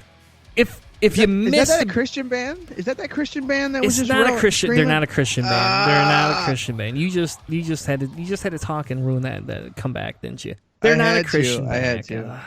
But I do enjoy screaming into the mic. Maybe if I had a better voice and better vocals, I would actually be in a metal band. But thank you all for listening to Cellar Door Skeptics. We enjoy having you all come back every single time, and we enjoy all the interaction we get. If you would like to follow us, go ahead, head over to Spreaker, subscribe on Spreaker, and it'll show you live updates whenever we go live. You also can head over to iTunes or Google Play and subscribe that way, and then you'll get automatic downloads of all Chris and Chris, the Chris Squared show. Because we have an amazing show. Sometimes we have an amazing show. And if you're just tuning in now, if you're listening to this, we still get the chapters inside there, which separate all of our segments. And we did a massive double segment on Dan Batcheldor. So if you're just tuning in and you're like, well, I only want to see if Chris Hanna thinks humans can run faster than animals, and I can't believe he would ever even say that. If you just think, hear this, go back to the beginning of the episode, because at the beginning we actually interview somebody that has a PhD, somebody that knows more than the rest of us, and it's amazing sometimes, the talent that likes to enjoy our company, because we certainly enjoy his. Now, for our next segment here, Hanna has this theory that humans can run faster than animals. Now, I've never ran a cheetah, but I've looked at the statistics of a cheetah, and I know my fat ass cannot run as fast as a cheetah. Now, I could be wrong because I've never done it, but I do question your logic in this, Hanna. So tell us why you think animals can run faster, or humans can run faster than animals. Well, the cheetah one that you gave is a perfect example. So a cheetah can run as fast as it can run when you hear all the stories and everything, until essentially it's about to overheat. The way a cheetah runs, it doesn't have the ability to remove heat the way we do with our perspiration. Our bodies are just really, really good at removing heat. So the cheetah is a great example. is basically a cheetah will run until its brain is about to cook in its own head. It goes until it's so hot and so worn out, and lactic acid in its muscles, the chemical that builds up when you do exercise, that makes your body sore and that makes your muscles want to stop moving. It's like mush inside your muscles. It gets in the way. Well, anyways, what's the name of it? Run. Can you say the name of it? Because I can't pronounce it. Lactic acid. Oh, no, never mind then. I was hoping you were going to say some crazy name. Oh yeah. Well, either way, it's a pretty standard chemical, and if you, even in your current condition, even let's say you just finished a big fat glass of whiskey, if you just started running and a cheetah started running, it could run as fast as it could, and it would get a long distance really quickly, but you, in your sweaty nastiness that you would get there, when you get to the 1 mile mark, that cheetah is going to be stopping way before you because it's going to have to stop. It'll have to stop and cool down. Because it's not built to run long distances. It's built to run short distances incredibly fast and be very agile doing it. That's the whole point of this whole art. So your argument is, and I'm going to interrupt you because that's my position in the show. Is that you feel it's a duration thing, right? So if we could train ourselves to be I don't know how to say that. I've had 3 glasses of scotch, but if you could train yourself, would we still be able to run faster than a cheetah though? Or we're not going to outrun it? It's going to kill and eat us. It'll kill and eat us. You said the word there, outrun. So that's the thing here. It's like outrun can mean one of two things. Basically, outrun can be either running faster than an animal so you can escape from it, or outrun means you can run longer than it can, and so it's going to get tired. If it doesn't catch you and kill you first, you can just keep running, and it'll have to stop before you have to stop. So when humans basically started to evolve on the plains of the Pleistocene, I believe it was called. The way we became hairless creatures, right? So we don't have this huge coat of hair, and some of us do. You've never met my son. Yeah. Well, either way, even in the hairiest humans are still relatively low in hair as far as our direct cousins and our ancestors when it comes to the primates, but we were really good at removing heat. We're really good at processing. Like muscles are able to continue running for long distances, and so this is an evolutionary trait that benefited humans as far as traveling long distances and being able to deal with overheating by sweating. Like people always talk about dogs can't sweat. Well, they can on their paws, but it doesn't really do that much. Panting is a real big thing for animals for removing heat. Well, humans can sweat over our entire bodies. We can remove heat. It takes water as well, so you have to replenish water, but we can remove heat from our entire bodies very, very efficiently. And so even if you're not in very good shape, you're still, if you push yourself, your natural abilities for long distance running are very good. So the rate, but to this article specifically, this is the Harvard anthropology professor, Daniel Lieberman, and he has a paper called The Evolution of Marathon Running Capabilities in Humans. So what he's doing is talking about how humans are terrible athletes in terms of power and speed, but we're phenomenal at slow and steady. We're the tortoises of the animal kingdoms. That's what we're talking about. Like when I mentioned we're thinking of running, you mentioned, and you initially went to speed and like top speed. So cheetahs sprinting, horses sprinting, a lion hunting down their prey. But I bet you're not familiar with why hyenas are so successful. I'm not, so that's why I'm waiting on you, buddy. Yeah, hyenas are similar in what we do is they are very good in endurance. A hyena can run 17, 18, 20 miles and be in decent shape, and it can catch something and kill it. Because most animals, like an antelope or whatever, they're built for speed, fast. They can run really quickly and get away from something, but they can't just keep going. And so there's certain animals in the animal kingdom that are good at it. We are exceptional. And the big difference is, fast requires tremendous power. So being endurant, or the endurance thing that I was talking about, is that requires repeated contraction of muscles under stress. So all of these animals that we were talking about that can run super fast, they build up lactic acid and they build up heat really, really well, but they can't get rid of it quickly, so they have to cool down. So you'll see lions just laying down in shade, just cooling down, because let's say they didn't have a successful hunt. They have to let their body cool down to get back to it. But humans are very efficient at that. And that's the whole argument of this. And it took a full-on Harvard analysis to really get the evidence that it comes into that. And people think that humans, we have really big brains, and that's the reason we're so successful. But humans are not. The assumption that humans are the animal world's biggest wimps is not particularly. It's not particularly true. I mean, we can create tools, but we do have a very good biological setup. So, as far as that's concerned, so maybe we're designed. Is that what you're saying? Are you saying we're designed, Hannah? Aaron Furlong's gonna have a hair day with you as soon as he hears that. Well, yeah, he would have a hair day with me, but I can explain quite well through the environment as to why, though, these types of things. When it comes to the designing thing, that would be to assume that all of our parts are all very perfectly created. Well, there's tons of stuff about humans that is very bad. So we talk about the power situation there. We couldn't overpower even a small pack of dogs. Coyotes could kill a human. A coyote, you can throw one coyote with your bare hands, but a couple of them could probably take you down. We don't have any very big claws or anything like that. So we're not the most powerful, perfectly created, monster that could live without any kind of. There's no predators that could ever hurt us. So there's still issues with the fact that humans are very soft. We're very soft. We can be eaten quite easily. It only takes a good bite right to the inside of your leg, and you're down. Your femoral artery is cut. You're down for the count, man. You're not getting up from that one.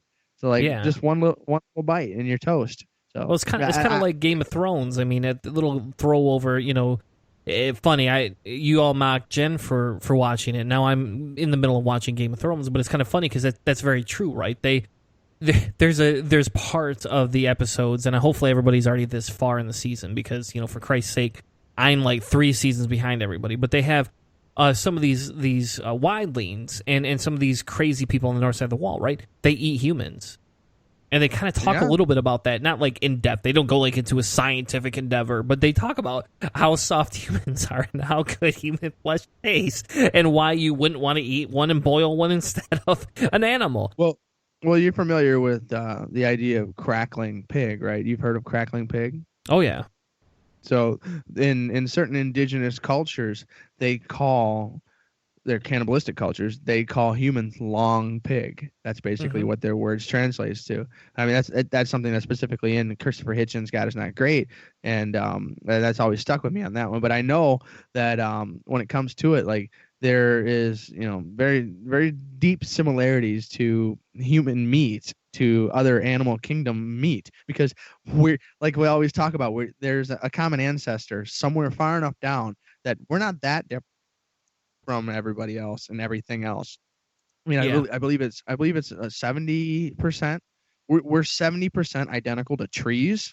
I think I'm pretty sure that's the percentage as far as the genetics on that. So, I mean, when it comes to human meat, you talk about what would you eat a dog? Would you eat a cat? Yeah, I whatever. I mean, I know there's an emotional attachment. Emotional attachment to it. So, someone was asking me the other day. You can't come over to my house anymore. You're gonna eat my damn dog. He's old though. He won't taste good. He'd be terrible. I've seen that dog. I'm a hunter, and when you shoot a deer or something like that, like there's a difference between the older ones and the younger ones, and like obviously when they butcher animals and stuff, there's a difference between the old stringy, I guess females that reproduce tons, and then there's the the ones that they breed for food and stuff. That these types of things make a difference, and then the types of meat and stuff like that. Let's face it, you're not going to, I guess, tell me that humans, if you picked all kinds of animals out there, human meat's going to be like another type of meat. It's not going to be that different. So, yeah, and let's go back to the article a little bit. Talking about meat, right? They talk about overheating, and we just touched on it briefly here, but in the article, Lieberman writes this. He says, we can run in conditions that no other animal can run in. And he says that can be exemplified by the diversity of lifestyles that have appeared on this planet, from hunting down deers in the blazing African suns or stalking moose in freezing Siberian land masses. That's the thing. Humans have become a more advanced weapon, basically, if you want to look at it like that, than other animals. And it's only because we've moved. Now, this is really interesting, and I actually just re-listened to this podcast and I can't remember the name of it off the top of my head. I'll have to look it up in a second here. But there was a podcast that talked about how we went and we ate meat, and when we started eating meat, it helped our brains grow bigger, which helped us become more intelligent over generation after generation. Well, what does that mean? Was it our podcast? Because we did that one night. We did, and you know why we did that is because it was our podcast. Yeah, I listen to our old podcast all the time. But I got that inspiration for that segment from another podcast because I really enjoyed. There's a book that it was written on, and I really, really, really enjoyed. The segments of it. It's called Origin Stories. Did cooking make us human?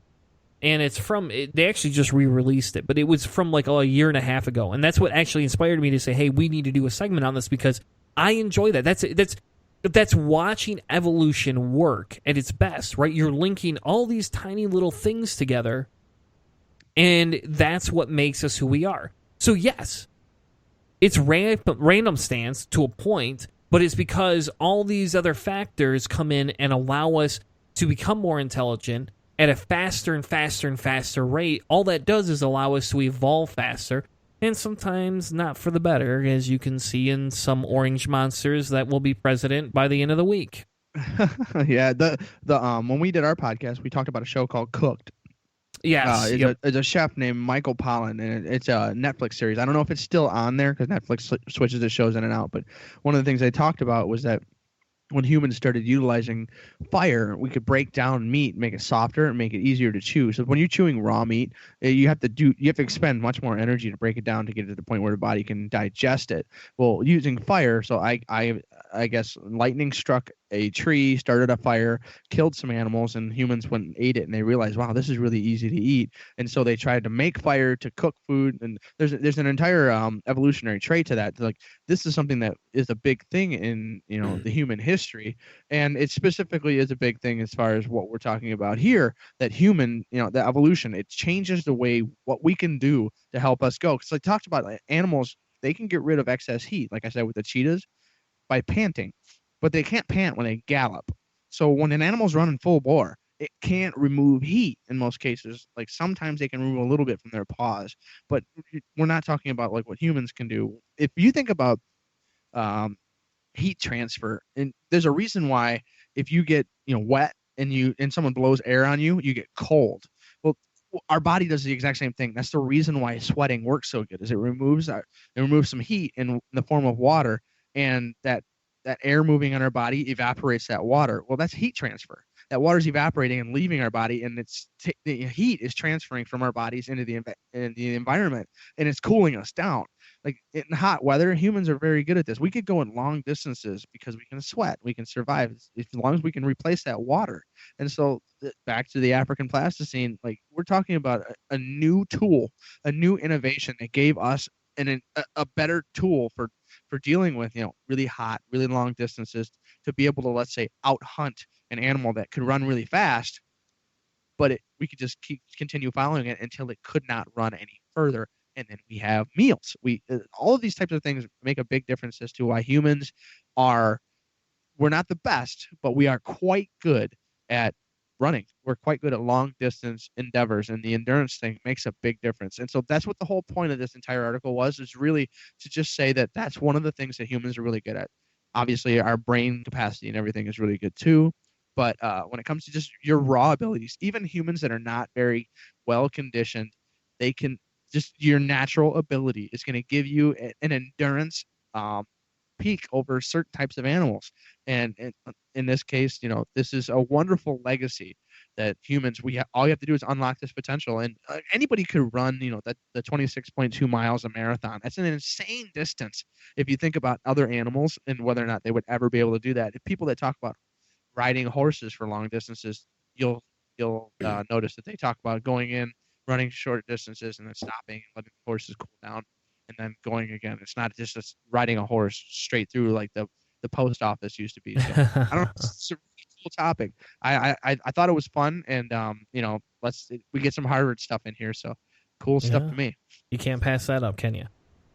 No. Well, with that being said, we're going to end this segment. We're going to take another quick commercial break because I got to refill my drink again because we're the drinking show at this point. Without swearing, we've only sworn once this whole show. Thank you, Chris, for damn. this. Yeah, I said ass. I said it twice. See, but it was other than that. Anyway, we're gonna be back with NIMBY, the myth of a free utopia, and no, it has nothing to do with NAMBLA. We'll be right back with more Cellar Door Skeptics.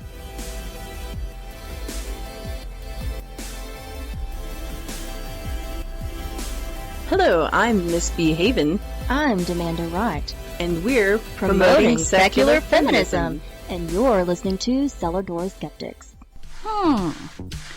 What's something I could do with a very sexy lady friend of mine that people would find provocative, interesting, and entertaining enough to tune in week after week? Oh, I know! A podcast! If you'd like to hear me and Kate be provocative and thought-provoking week after week, join us on the Unbuckling the Bible Belt podcast. We'd love for you to be part of our audiological three-way. Looking for something new and exciting, or maybe just a change from the old atheist show format? Cellar Door Skeptics podcast provides listeners with hours of enjoyment each week on Spreaker and iTunes. Check us out as we talk politics, religion, science, reviews of books and music, along with the occasional interview just for a twist.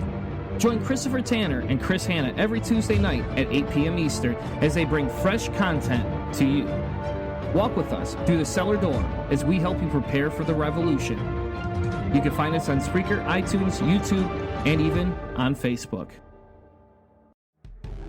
Hey, this is Keith. And this is Jen, and we're from Not Another Atheist Podcast.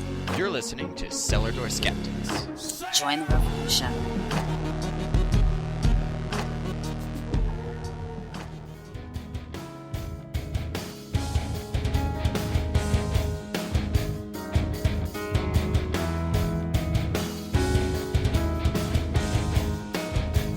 Now, back to the show. Well, I don't get to scream for this intro because there's no lyrics. But welcome back to Cellar Door Skeptics. If you missed the first part of our show and you're just tuning in live now and jumping in the chat on Spreaker, you missed Dan Batcheldor. So make sure you go all the way back to the beginning. Go all the way back. He's got a book called Astronomy Saves the World, and you definitely want to check it out because we did, and we found it extremely enjoyable. And this is like the third time in 1 year we've had him on our show, not just to promote his book, but to actually talk science. This guy's got like a PhD. He's the head of a science department. He's just an amazing guy. And so make sure you go back to the beginning of the episode, check his book out, go purchase it on Amazon. He promises he refilled his stock after he sold out last month. And you'll be able to get the book, or you could download it. He has an ebook that's about half the price, which is what I have, because I prefer my mobile versus my hardcover, and hopefully somebody in my family will buy it for me for my birthday, because that would be an awesome birthday present. Hint, hint to family members listening. If you're following us right now, right, and you're listening to the show, we're going to talk about NIMBY in a second, but I want to say something really quick. As we all strive to do our best, and we hope you enjoy the show, right? We hope you're going to consider heading over to iTunes and giving us a rating. And I know I said this earlier, but I really need to stress this. A rating helps push our show in front of new listeners. And since our main goal is to provide the accurate content and information to everybody that we can get, we hope that more ratings will mean that people will listen more and they're going to have better topics, right? Because the more people listen, the more people suggest topics, the more people we can reach, and the more people we can present the information that we have. So we don't insist that you give us a 5-star rating, right? That is Hannah's favorite number. That is his favorite number. And he likes getting gold stars. So the more gold stars he sees, the more special he's going to feel. And I'm a millennial, so we love our stickers and we love being told that we get trophies, right? Yes. So it doesn't take any time. Just click on the button right in your podcast, right on your phone, and just go, dude, there over. Give us a rating, throw us a little comment. All it does is just help bring the show to more people, which will just help us get the message out, because hopefully some of the stuff and content that we present is information worthy of what other people like to hear. With that being said, for our last segment, we're going to be talking about NIMBY, right? NIMBY, not in my backyard. So no, we're not going to talk about NAMBLA, the Man Boy Love Association. We're not talking about that. Though I did God, this is like a quick tangent, but I did actually, on my old show, I had a Christian that challenged me to basically say crap about NAMBLA and how, to a point, NAMBLA may be beneficial. I have to find that clip and play that next week. I'm going to have to do that because that guy will not talk to me anymore. I brought a psychologist on to have a conversation with him, and he did not like that. He thought that was the worst thing ever. Craig, if you're listening for whatever reason, no offense, buddy, but you had a hard time with this. But anyway, we want to talk about NIMBY, not in my backyard. And y'all might be wondering why do we want to talk about this? But we feel as a progressive show and a show that strives and prides ourselves on information and controversial topics that this is something that comes up. And I'll be honest, this affects me, this affects Hanna, this probably affects me a little bit more, though the story Hanna will tell in a second is specific to him. But this affects me. I live in a very uncomplicated or undiverse neighborhood, basically, where 80 to 90% of the people in my neighborhood agree. I am not that person. I do not fit in the same way. But in my neighborhood, this applies a lot. There is a lot of different ordinances that go on. I mean, we have weird street ordinances. Hanna can't come over and spend the night without parking in my driveway. You can't park on the street at all between certain time periods. They're just so anti that. And it's not just for the school buses. It's because they don't want people on the street. It's an image type thing. There's an image they have to, keep up. You can't have certain things in your yard. You can't do certain things. There's all sorts of things. So NIMBY, what they talk about it, not in my backyard, is a pejorative characterization of opposition by residents to a proposal of a new development because it is close to them. The development becomes controversial because they believe it is somewhat potentially dangerous, or often residents believe that these developments are needed in society but should not be by them. Now, that sounds pretty offensive. That would be like saying, hey, I'm going to go help the poor, but I don't want the poor in my neighborhood to help them. So let's take all the poor out of it, and let's move them to another location, and we'll house them and feed them, and we'll get them out of our sight because we don't want to see them, and we don't want to do that. We don't want them in our neighborhood. We don't want these people around. That's the basic argument. It's like, I would like to make a facility to help homeless people. And then, well, that's great. You guys have a building right down the road from your house. It's vacant. It's not being used.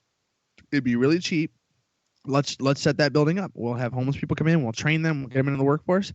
And then they're like, no, why would I want them that close to my children? This is a bad idea. Well, it's the sacrifice. And that's the whole reason why this article, this basic idea is something that I wanted to talk about. It's the myth of the free utopia. So I would say that this is kind of one of the areas that we hear about social justice warriors and people like that, and they get picked on a lot. It's because they want this perfect society. A lot of people in the progressive world, they want this perfect society. They want this armchair activism world to be successful, but they don't want to make any sacrifices. So I put together, I was going through some stuff, and these are just some simple things that people usually oppose because of NIMBY, and it's housing developments. So specifically, development for low income to help people that can't afford stuff to move into houses and have comfortable housing. But this is another list that says bicycle and pedestrian infrastructure, and skyscrapers. Obviously, that'd be a little bit weird if you're just in a small town. But like homeless shelters, oil wells, chemical plants, industrial parks, military bases, fracking especially, but wind turbines surprisingly, and desalination plants, landfill sites, incinerators, power plants, quarries, prisons, pubs, surprisingly, adult entertainment clubs. I can see that one. Firearms dealers, abortion clinics, a big one. That's a huge deal. And then nursing homes, children's homes, youth hostels.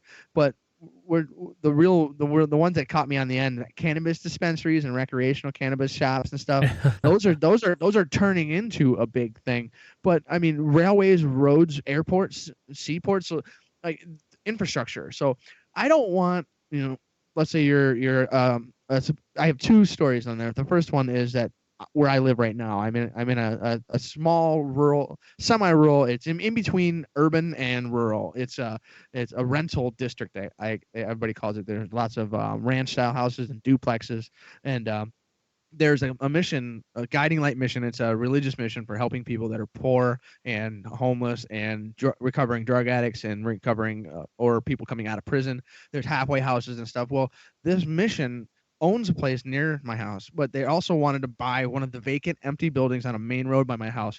And there was a huge push by the people in the area. They just didn't want that. They're just like, why would we want this? Why we support the idea of rehabilitating people to get them back into society and make life, good for them and get them, so they're not mooching on the system, the way the conservatives love to say it. But they don't want it anywhere near them. And at first, I initially, just because, I do have a bias. I'm not perfect. And my first thought was like, yeah, man, I really don't want that in my area. But that's a sacrifice after thinking about it that I'm willing to make. I am willing to make that sacrifice to have more of that kind of stuff in my area. There's a potential for someone wandering through the streets that is a drug addict in my neighborhood. But I am willing to sacrifice a little bit of my comfort to help maybe 20, 30, 40, 50% of the people that go through there become normal, regular operators and people in society. And then the other one is that my wife is from a very, very rural area. And there's a huge fight against wind turbines. And they're saying that there's noise and the lights blink. And, they don't want to know. They don't know what the long-term effects of having wind turbines are. It's like these types of things, like, they complain about the cost of electricity. They complain about the cost of fossil fuels and the gasoline, but they don't want to make the sacrifice to the alternative fuel industries to put up wind turbines in their farmlands. It's a weird bias that people have, but I run into it relatively commonly now, and that's the reason why I wanted this kind of, because I see it more often.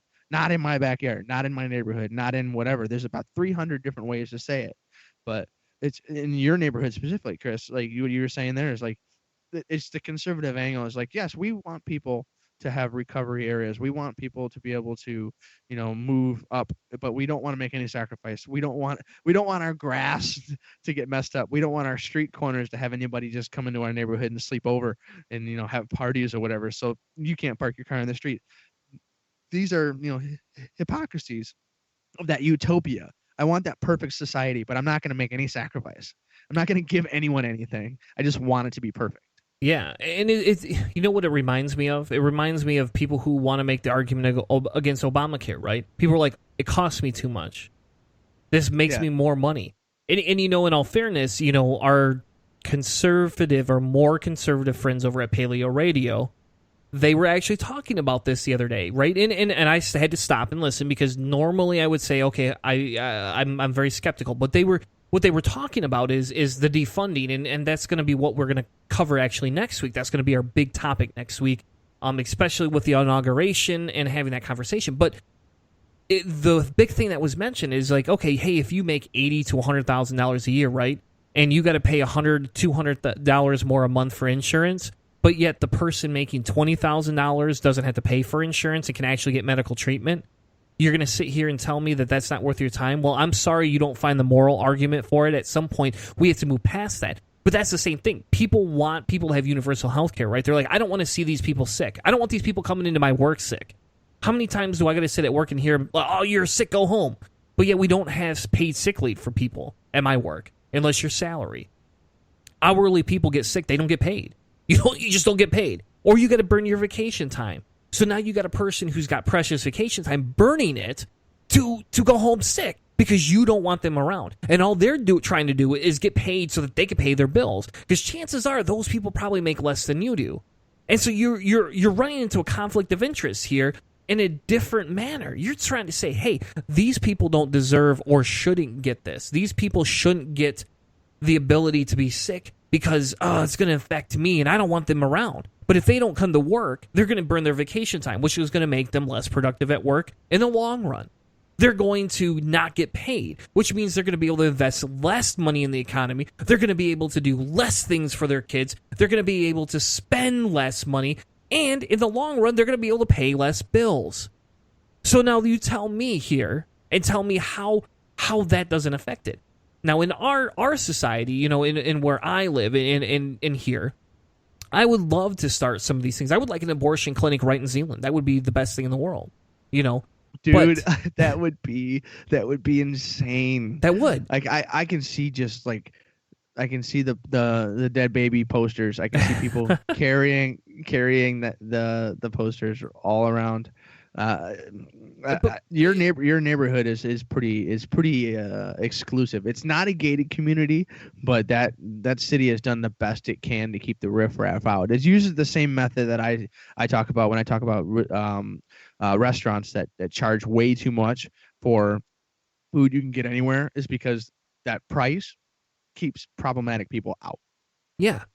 And I get that's part of some of the capitalistic intent, right? I get that's part of capitalism. I get that's a way to help regulate. And we've actually talked about that on the show. Probably about 3 months ago, we had some of that conversation about that. Because it's a way to regulate people's lives. For example, if I want a new car, I've got to pay more money in insurance. I've got to pay the car payment. Or I got to save my money for it. Well, what do I do when my car breaks down in the meantime? I've got a van on its last legs. I got to come up with money this year in some way, shape, or form to either get it fixed to run better or get a new van.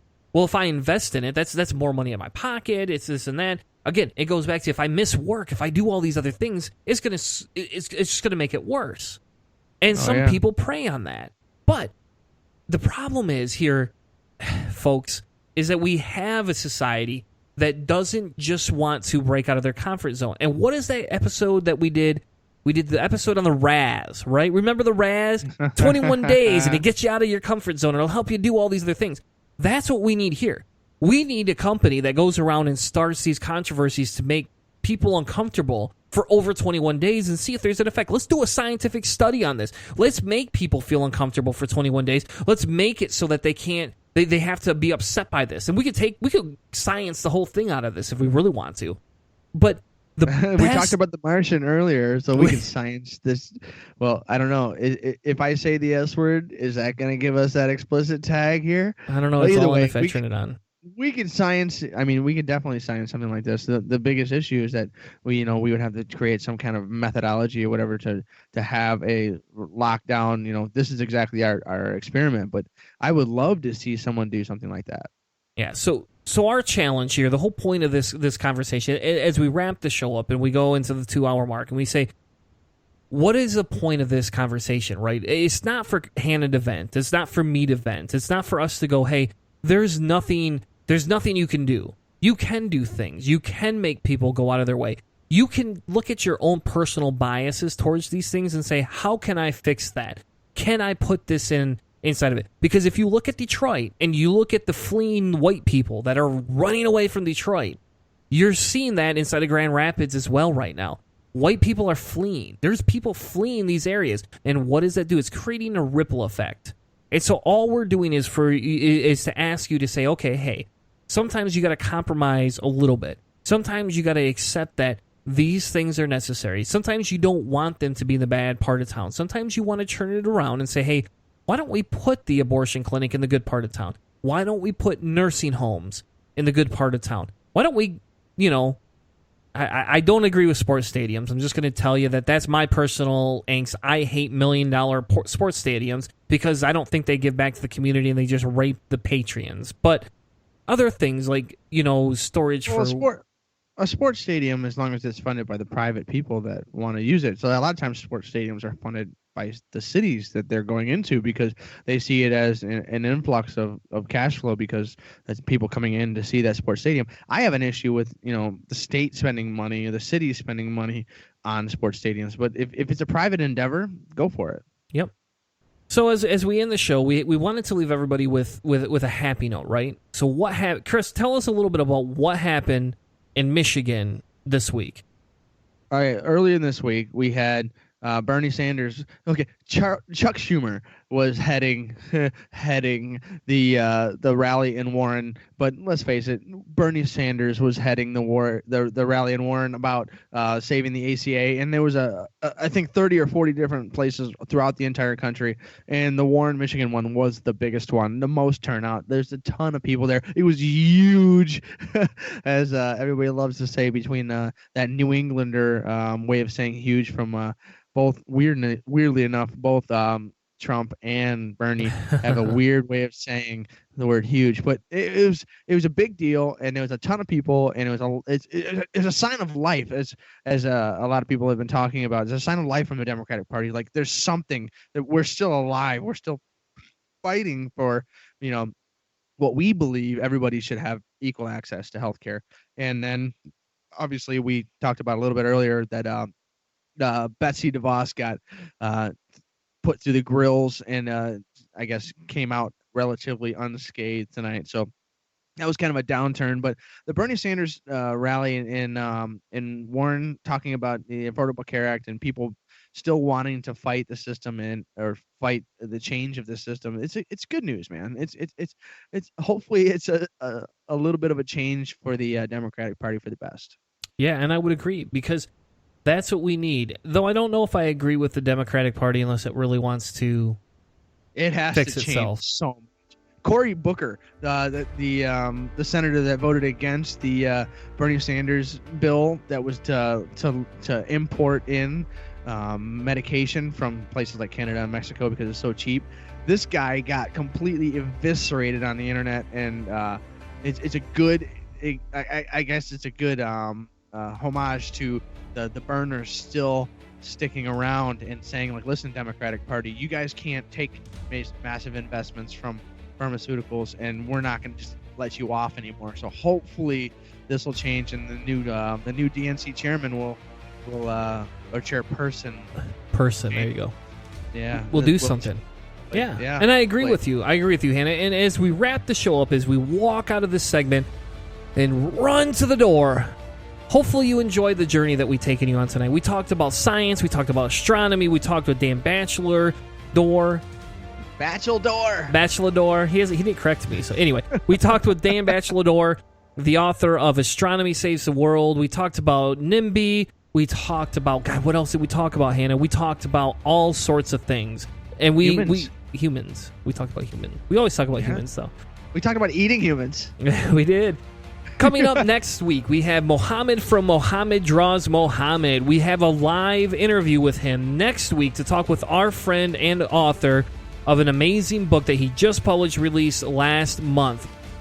In the future, we're going to be talking with Karen Gass, author of Woman Beyond Belief, Discovering Life Beyond Religion. We're going to talk about veganism, vegetarianism. We're going to talk about if Diet Coke is bad for you or not. We're also going to be back next week with another amazing episode right here, 9 p.m. Eastern Time. Make sure you come back and check us out, because we are the show with the links. Thank you, everyone, and have a great night.